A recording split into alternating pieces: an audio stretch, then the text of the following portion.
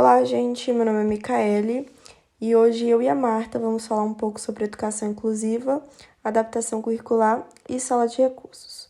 Começando com o que é educação inclusiva.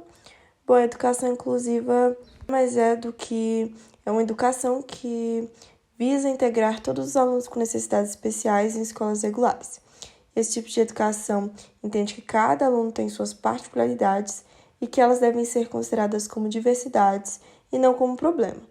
Aqui a gente também trouxe uma definição geral do que é educação inclusiva e qual a importância desse tipo de educação, né?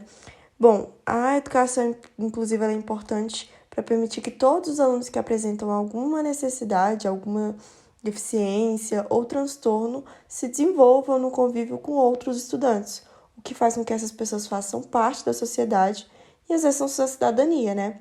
E para uma escola ser inclusiva, existem algumas adaptações básicas que devem ser feitas e que a gente tem uma lista de alguma dessas adaptações necessárias, sendo elas a preparação do corpo docente. Bom, isso é necessário porque nem todo professor teve acesso na sua formação a ensinamentos de como lidar com a adaptação a alunos que possuem deficiência. Adaptação do projeto pedagógico, isso é essencial, até porque, por exemplo, se o aluno tem TDAH, ele vai precisar de um tipo de aula, atividade e avaliação condizente com suas demandas. E por fim, a gente tem a mediação de desempenho e a garantia de um ambiente propício para o desenvolvimento socioemocional. Essa última parte aqui é bem importante você trabalhar com a turma que essa criança vai estar, né, que possui alguma deficiência ou transtorno, trabalhar o preconceito, a aceitação de todos os alunos, uma integração e tudo mais. E por fim, aqui a gente tem algumas dicas para os educadores promoverem a inclusão de forma eficaz. São 7 diquinhas, eu achei bem positiva aqui. A primeira é estudar muito sobre a síndrome, transtorno de deficiência do seu aluno, conhecer e buscar informações sobre o diagnóstico do aluno, conhecer o aluno e se informar porque apresenta certos comportamentos, conhecer as preferências de seus alunos e ajudar na elaboração de atividades, temas e a forma como serão trabalhados, analisar a real necessidade de modificações, monitorar o aprendizado do aluno e periodicamente manter contato com a equipe terapêutica. Enfim, aqui a gente basicamente fala sobre você conhecer, né, você estudar o que esse tipo de transtorno, deficiência ou síndrome causa no seu aluno, então como isso vai afetar o processo de aprendizado dele, buscar informações sobre o diagnóstico do aluno, saber qual o tipo de diagnóstico que ele tem, se ele já faz algum acompanhamento, se ele já tem algum direcionamento, se ele já fez parte de alguma sala de recursos e etc. Conhecer o aluno, então saber do que ele gosta, quais são as dificuldades, qual o modo dele de aprender, né? Conhecer as preferências, isso ajuda muito para você fazer uma atividade que vá despertar um interesse nele, né? Para ele participar, para ele querer aprender também. Analisar a real necessidade de modificações, monitorar o aprendizado do aluno. Então, você ver a evolução dele, você saber do background dele, né? Se ele tinha dificuldade em alguma outra coisa e você viu que ele se desenvolveu mais, se você viu que ele respondeu melhor a um tipo de atividade. Então, esse acompanhamento, ele é muito necessário, né? E periodicamente manter contato com a equipe terapêutica. Então, você saber se ele faz acompanhamento fora da escola e manter contato até com os familiares é sempre muito positivo você ter esse contato porque todo é um trabalho coletivo, né? E não só do professor. Partindo agora para falar sobre a educação curricular especificamente, a adaptação curricular é uma das primeiras formas de promover uma educação inclusiva. A adaptação curricular é basicamente alterar as atividades e as formas de avaliação para melhor atender os alunos portadores de alguma deficiência. Aqui a gente também tem uma listinha, né, uma pequena lista do que se deve levar em conta na hora de realização de uma adaptação curricular. Então, a primeira coisa que deve se levar em conta é o que o aluno deve aprender, o como e quando aprender, quais as formas de organização de ensino são mais eficazes e como avaliar o aluno.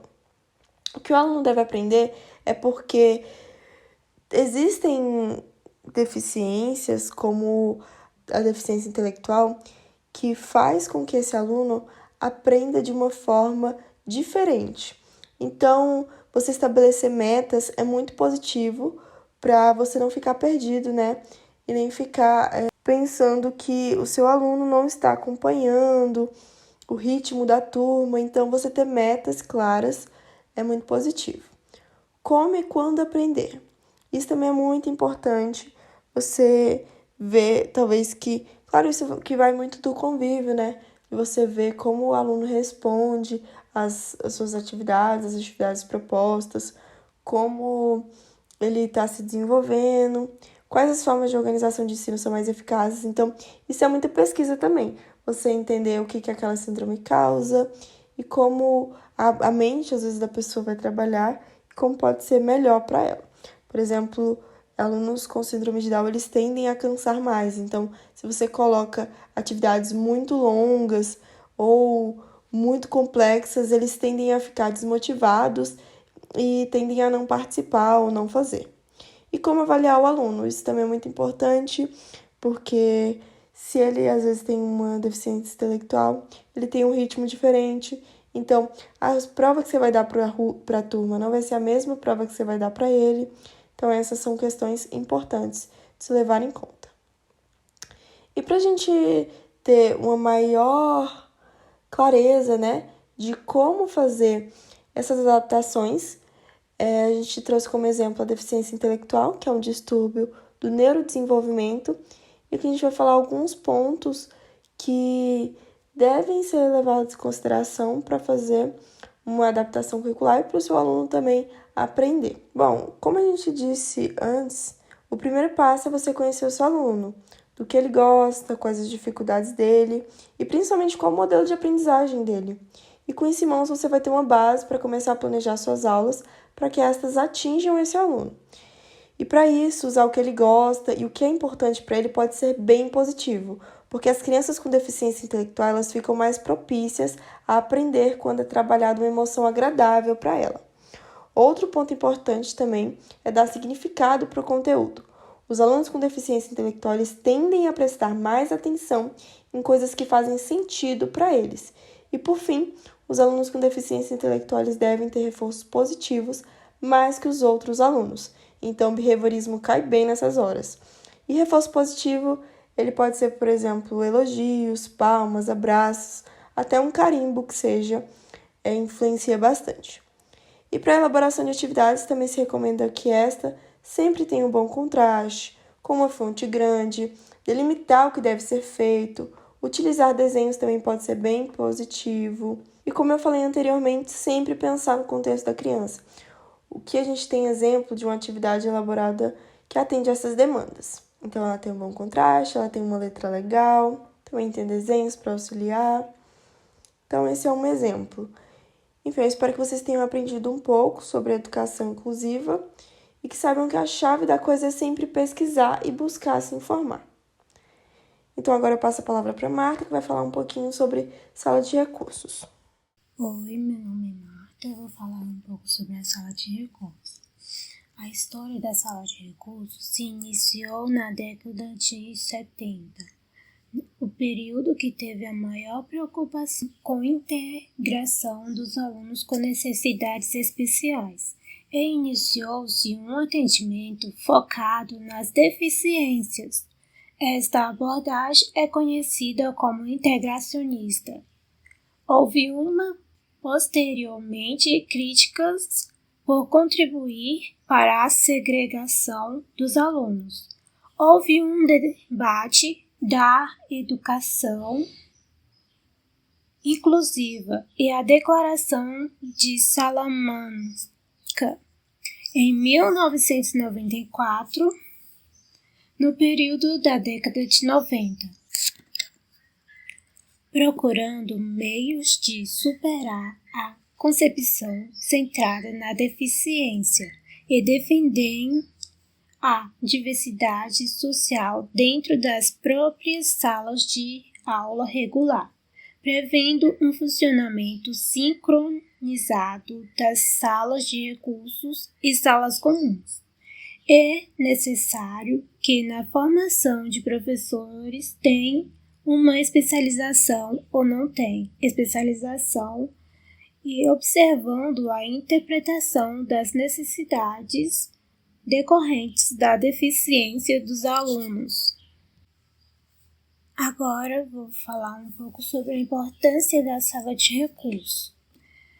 De atendimento de alunos com necessidades especiais, onde são implementados serviços de apoio pedagógico especializado, visando favorecer a inclusão gradativa desses alunos em classes comuns de escolas regulares. Possuem equipamentos e materiais voltados para o trabalho com alunos com deficiências mentais severa, deficiências múltiplas e com problemas graves de comunicação. Quem são responsáveis pelas salas de recursos? São os professores de educação especiais, que devem fazer atendimento a esses alunos individualmente, como é mostrado na primeira imagem, ou em grupo, como está na segunda imagem, além de orientar a equipe escolar quanto aos procedimentos e estratégias para sua inclusão. Oferece apoio técnico-pedagógico aos professores das classes comuns, fornecem orientações e presta atendimento aos responsáveis pelos alunos, bem como à comunidade. O que a sala de recurso deve ter?